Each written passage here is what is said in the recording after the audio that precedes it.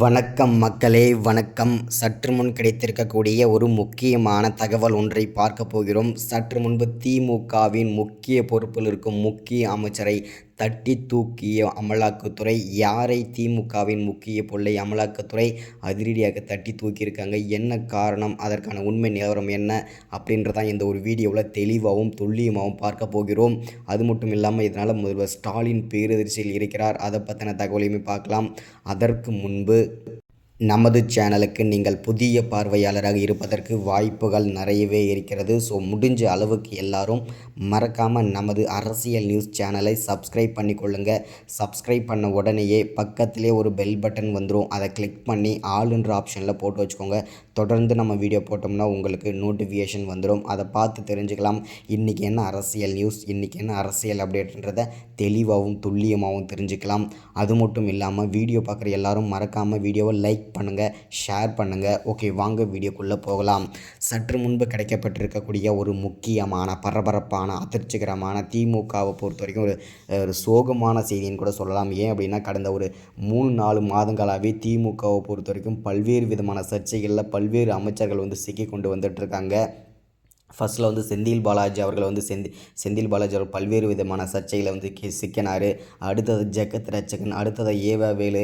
அந்த வரிசையில் தற்போது முக்கியமான பொறுப்பில் இருந்த முக்கிய அமைச்சரான முன்னாள் அமைச்சரான பொன்முடியை அமலாக்கத்துறை தட்டி தூக்கியிருக்காங்க. இது பெரும் பரபரப்பை ஏற்படுத்தியிருக்கு. இதனால் முதல்வர் ஸ்டாலின் பேரதிர்ச்சியில் சோகத்தில் உறைந்து போயிருக்கிறார். என்ன காரணம் அப்படின்னு பார்த்தீங்கன்னாக்க, அவருடைய பினாமின்னு கூட சொல்லலாம். முதல்வர் ஸ்டாலினோட பினாமி, வலது கை அப்படின்னு கூட சொல்லலாம். எல்லா சொத்துக்கும் பொன்முடி அவர்கள் தான் பினாமி அப்படின்றதையும் தெளிவாக உறுதிப்படுத்தியிருக்காங்க அமலாக்கத்துறை. அது மட்டும் இல்லாமல் பல்வேறு விதமான கோடிக்கணக்கான கருப்பு பணங்கள், அதாவது இன்னும் எவ்வளோ பணங்கள்ன்றதை தெளிவாக சொல்லலை. கோடிக்கணக்கான லட்சக்கணக்கான கருப்பு பணங்கள் கண்டுபிடிக்கப்பட்டதாகவும் அமலாக்கத்துறையை பார்த்தீங்கன்னாக்க தகவல் தெரிவிச்சிருக்காங்க. அமலாக்கத்துறை அதிரடி சோதனை நடத்தி இந்த முன்னாள் அமைச்சரான பொன்முடியை கைது செஞ்சுருக்காங்க. இது பெரும் பரபரப்பை எடுத்திருக்கு. இவர் கைது செஞ்சதுனால, இவர் கைது ஆனதுனால இன்னும் பல அமைச்சர்கள் கண்டிப்பாக உறுதியாக இன்னும் பல அமைச்சர்கள் சிக்குவார்கள். இந்த சர்ச்சையில் மீண்டும் சிக்குவார்கள். ஆச்சரியப்படுறது, அதாவது முதல்வர் ஸ்டாலினே கூட இதில் சிக்குவதற்கான வாய்ப்புகள் இருக்கிறதுன்றதுக்கான தெளிவான உறுதியையும் அமலாக்கத்துறை கொடுத்துருக்காங்க. இது பெரும் பரபரப்பை ஏற்படுத்தியிருக்கு. இன்னும் அடுத்தடுத்த வீடியோவில் பார்த்திங்கன்னா தெளிவான விளக்கத்தையும் அடுத்தடுத்த அப்டேட்டில் தொடர்ந்து சந்திக்கலாம்.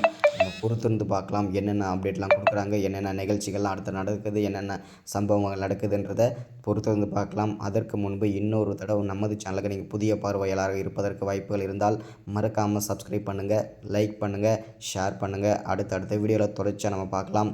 இதுதான் அப்டேட். மறக்காமல் சப்ஸ்கிரைப் பண்ணிடுங்க. Thank you, welcome. அடுத்த வீடியோ சந்திக்கலாம்.